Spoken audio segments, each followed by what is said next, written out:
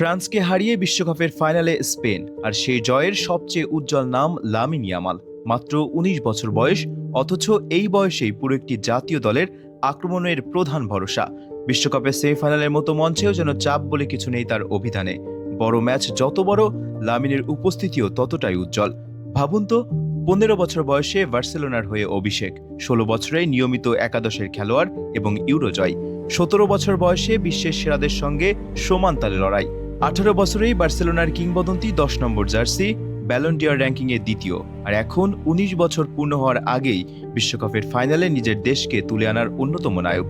এমন প্রতিভা প্রতিদিন জন্মায় না, এমন খেলোয়াড়কে শুধু পরিসংখ্যান দিয়ে ব্যাখ্যা করা যায় না, তাকে দেখতে হয়, অনুভব করতে হয়। লা মাসিয়া একাডেমি পৃথিবীকে দিয়েছে লিওনেল মেসির মতো কিংবদন্তিকে। বার্সেলোনার জার্সিতে জাদু দেখিয়েছেন রোনালদিনহো, নেইমার, আর এখন মনে হচ্ছে সেই ঐতিহ্যের নতুন অধ্যায় লিখতে এসেছেন লামিন ইয়ামাল। তার ফুটবলে আছে মেসির বুদ্ধিমত্তা, রোনালদিনহোর আনন্দ, আর নেইমারের সাহসী ড্রিবলিংয়ের ছোঁয়া।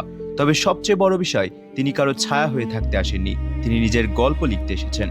২০ বছর বয়স পূর্ণ হওয়ার আগেই লামিন যা অর্জন করেছে, অনেক ফুটবলার পুরো ক্যারিয়ারেও তা ছুঁতে পারেনি। তবে এখানেই শেষ নয়, সামনে অপেক্ষা করছে বিশ্বকাপের ফাইনাল। স্পেনের কোটি সমর্থকদের স্বপ্ন এখন এই বিস্ময় বালকের কাঁধে।